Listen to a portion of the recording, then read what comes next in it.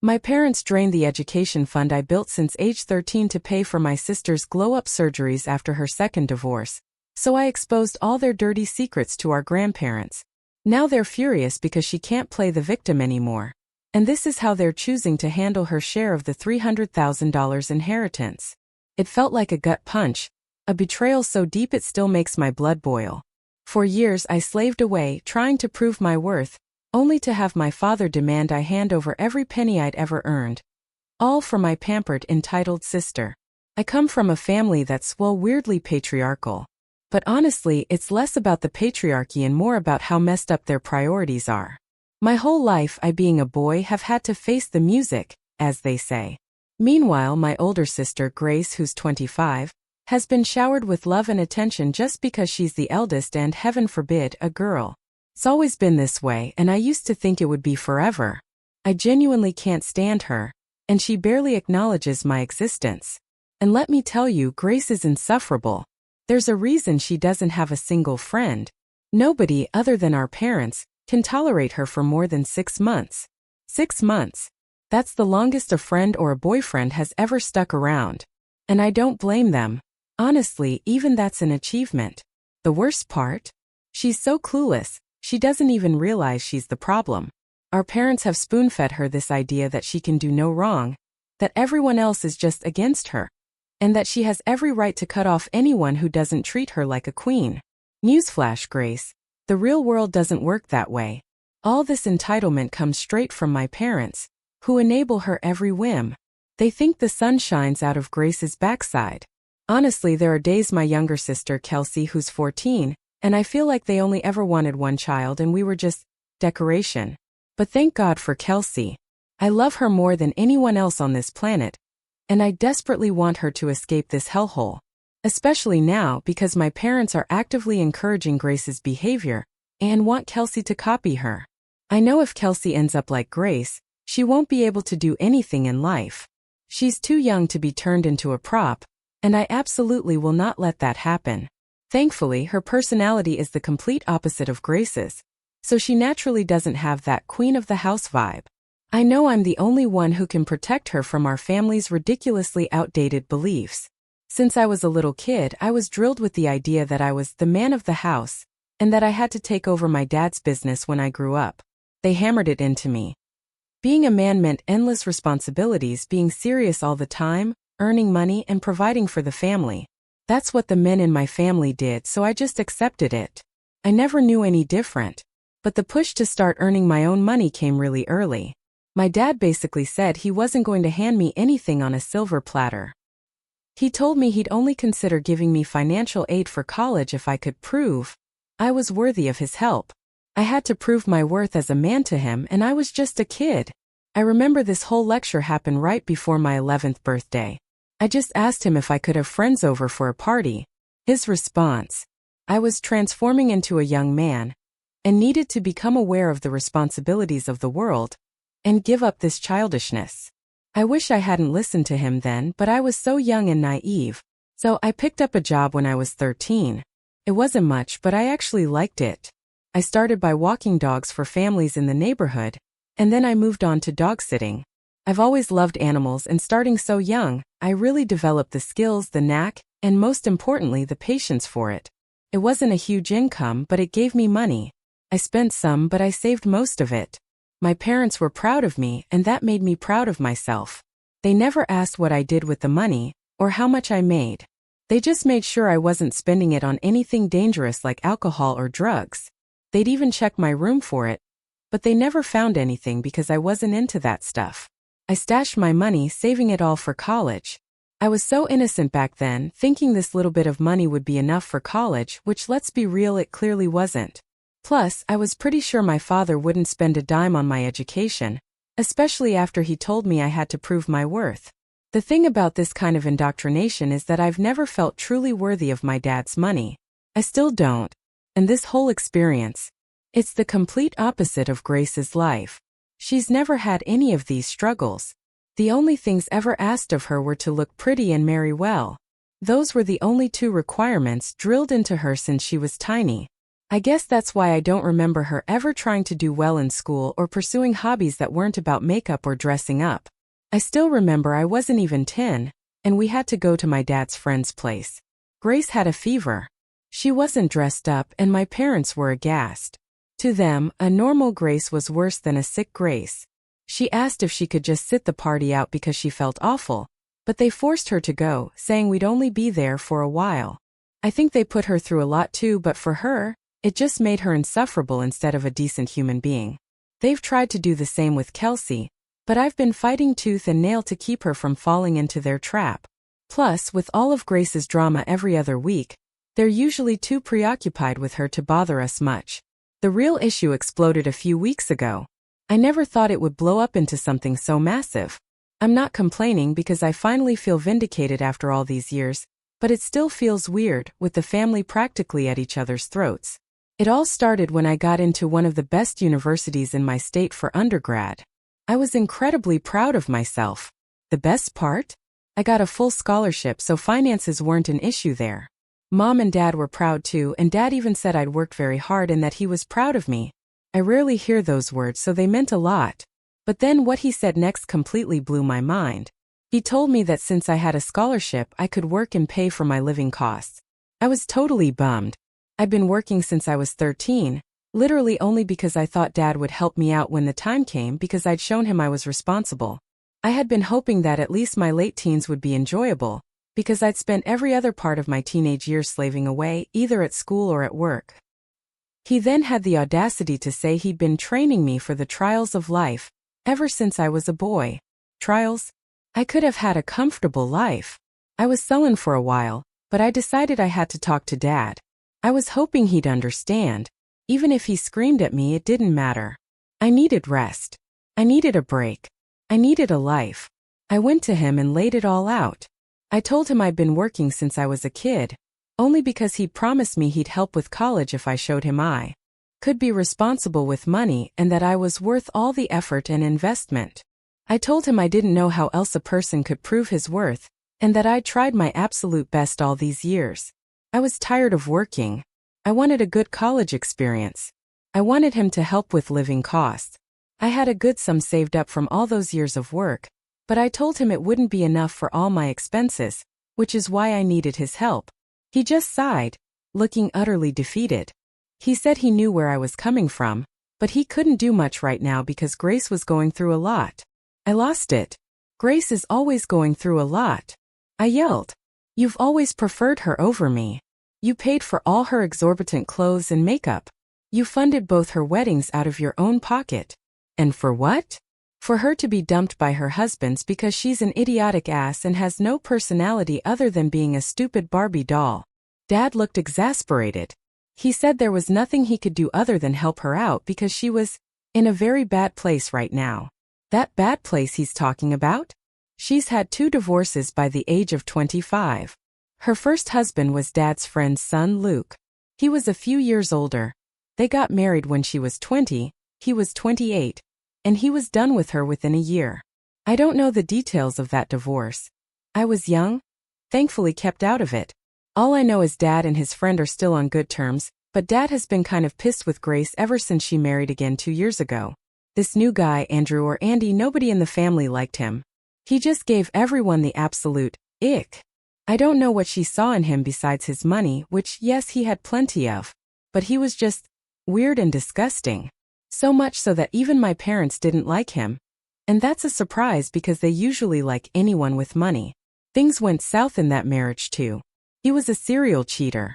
He knew he could get away with it because Grace was obsessed with his money and the luxury it provided, so he knew how to shut her up. Mom and Dad never liked him anyway and tried to get her to leave him, but she never listened. She said she couldn't bear another failed marriage and would stay in it and make it work no matter what. Well, what it took was another woman he knocked up and left Grace for. So she came back home. That was a year ago, and it's been absolutely horrible, especially for Kelsey. Now that my parents have realized their project has failed and Grace couldn't do what they wanted her to, they've started eyeing Kelsey. They tried to get her to listen to them, but I've done my part well. I've trained her not to be manipulated. I know their tactics. Grace, for her part, is miserable. And in all honesty, I don't really want to bring her out of her misery. I know being divorced twice by 25 is a lot for anyone, but I just can't bring myself to feel bad for her. I never liked her and I don't think I ever will.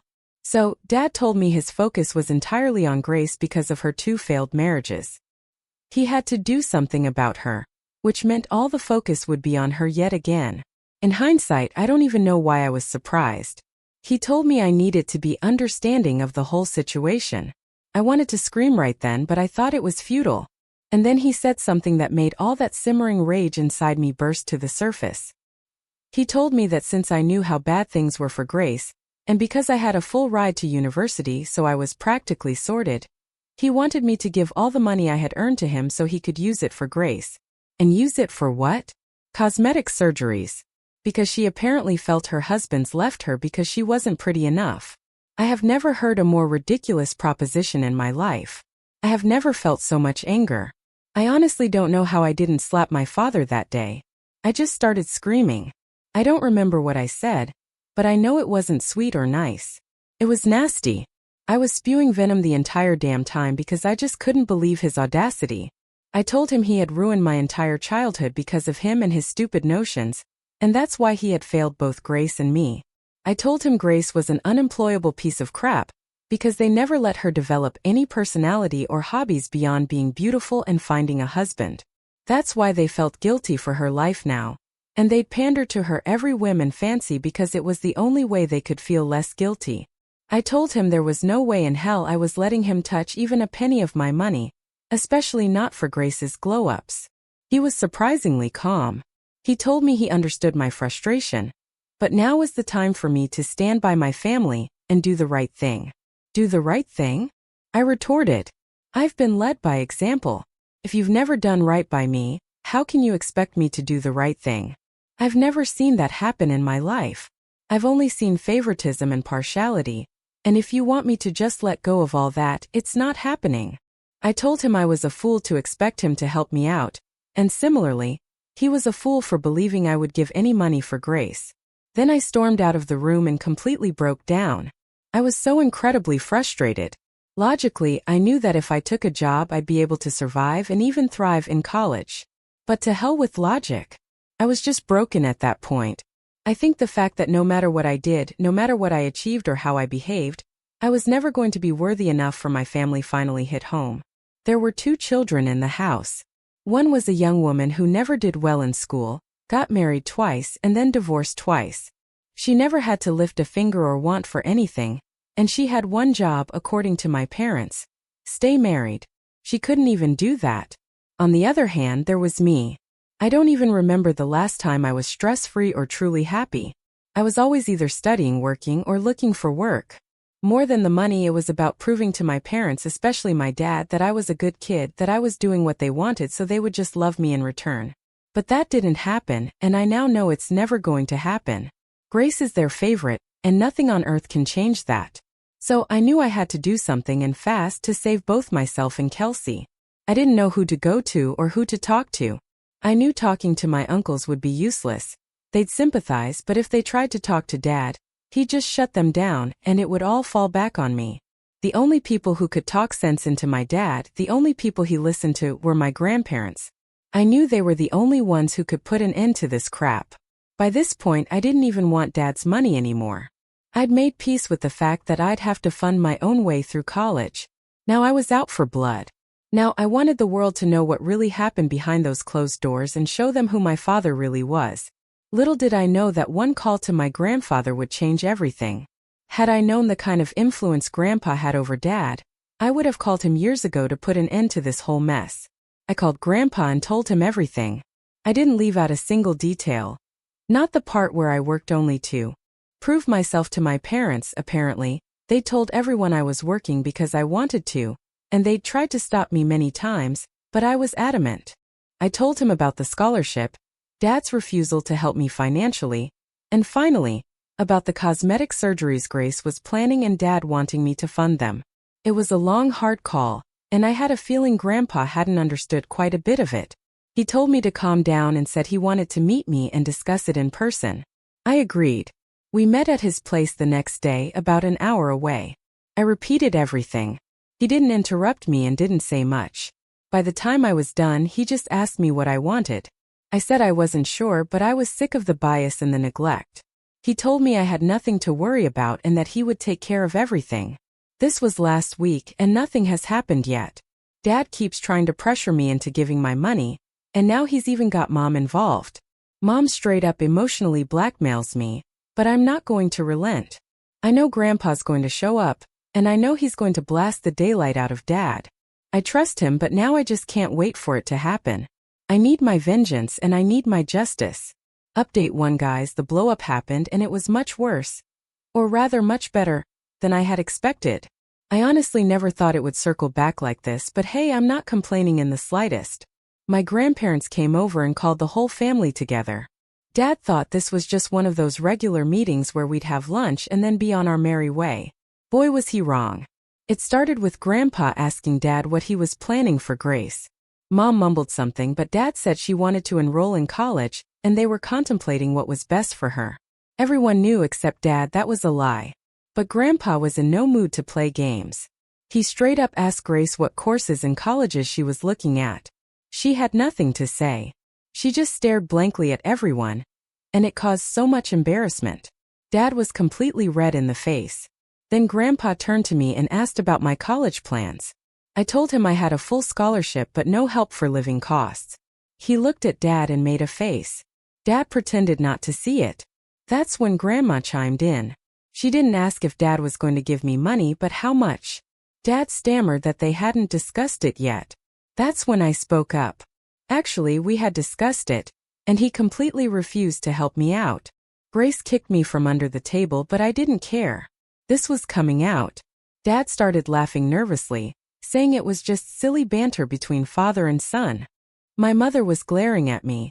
If looks could kill, I'd be 6 feet under, being eaten by insects right now. I retorted that it certainly didn't look like banter to me, and I'd even been asked to give up all my savings to fund Grace's cosmetic procedures. Grandpa slammed his hand on the table and asked Dad if it was true. I think Dad was too stunned to lie, and he immediately said yes. The entire room fell silent. Grandpa, bless his heart, gave a lingering look to every single person there. He has a penchant for the dramatics, and it worked beautifully. He asked Dad why he was behaving that way, but Dad had no answer. He then turned to Mom and asked her how she was okay with this partiality, but she had nothing to say either. Then he got up and said that since the parents in this situation were choosing to stay quiet, he had no option but to take things into his own hands. He announced that he had set aside a $300,000 inheritance for the 3 of us, which he had wanted to divide equally. But he said since my parents were focusing all their energies and money on Grace and none on Kelsey or me, he was forced to rethink this division. He said he would be leaving $30,000 for Grace, and the remaining $270,000 would be divided equally between Kelsey and me. My jaw dropped. $135,000 each. That's insane money. I had never wanted this. I never told Grandpa I wanted him to give me more money, so I don't know why he made this decision. But when he said this, all hell broke loose. Grace started yelling, saying she never knew there was so much money she could use, and that it was unfair she was getting peanuts while Kelsey and I were getting so much. Grandpa calmly told her that all her life she had been getting so much, and Kelsey and I were getting peanuts, but she didn't protest then. Dad tried to chime in, saying this wasn't fair and Grandpa was discriminating between his grandchildren. But Grandma promptly cut him off. She said they weren't discriminating, they were just being fair. It was Mom and Dad who had started the discrimination, and they were just trying to make things better and easier for the 2 other kids Mom and Dad treated like crap. She also said none of this would have happened had they been good parents and understood how a family should function. Dad then said there was no need to punish Grace for a crime she didn't commit, and that she should have her share. Grandpa got heated then. He was still a little civil, but I think the fact that Dad just kept defending himself and Grace, and not saying sorry triggered Grandpa to no end. He said Dad was right, and I could hear Grace breathe a sigh of relief beside me. He said the real culprits were Mom and Dad, and poor old Grace was not to blame. So, he said the inheritance he had intended for Dad was now also going to Kelsey and me. I could see all the color drain from Dad's face. It was evident Dad hadn't thought this through. Too bad for him because Grandpa had. Dad quietly said Grandpa couldn't do it, and Grandpa just said, "Watch me." It was a dead-ass Chad move, and honestly, that man has my respect. He said he had nothing more to say and that he would be taking their leave. He also warned Dad not to hound either Kelsey or me because we were not to blame in any way. He had done what he thought was right. And if Dad tried to manipulate or harass us, Grandpa said he could go a lot lower. I think Dad is really scared because he hasn't said a single word to us ever since Grandpa left. Kelsey's a kid, she doesn't fully grasp the magnitude of what happened. But I know Dad is petrified that Grandpa's going to follow through. Mom has been trying to talk to me, but I just avoid her like I've done my whole childhood. Now I'm suddenly the hot thing of the family, and everyone is sucking up to me, even Grace. I told her to piss off because she was the last person I wanted to talk to. I'm just so glad Grandpa has cut them off. And now they're finally going to face the consequences of their actions. As for me, that's a lot of money, and I know I'm going to be set for life with that kind of head start. As of now, I don't have to worry about college, and I don't have to worry about after college either. Update 2: This is just a small update. I've left for college. Leaving home was bittersweet. Kelsey hugged me and cried, and I cried too. I know it's going to be very difficult for her, and I know my parents are going to try and manipulate her. I've told her to tell me everything that happens in the house, and she has promised me she will. I can only hope I can do enough to save her, and not let her get brainwashed by the idiots I have to call my parents. Grandpa said I can use part of my inheritance for living costs, and I'm very grateful to him. I told him I'll probably still take up a job because for me it wasn't really about the money. It was more about the lack of acceptance and the neglect I face from my parents. All that rage was just that. He said he respected my decision and that I was much more of a man than his own son. But he also said he wanted me to enjoy life because responsibilities and duties will always keep on burdening me. So we reached an agreement. I'll try working, and if that strains me or doesn't work out, I won't hesitate to use that inheritance because it's mine by right. I thanked him, and both of us cried a little. I don't think I'll be using the inheritance. I don't even mind working. It just feels so nice to have someone support me, to have someone to bank on financially and more than that psychologically. I guess I've missed this feeling my entire life, and it's all very overwhelming for me now.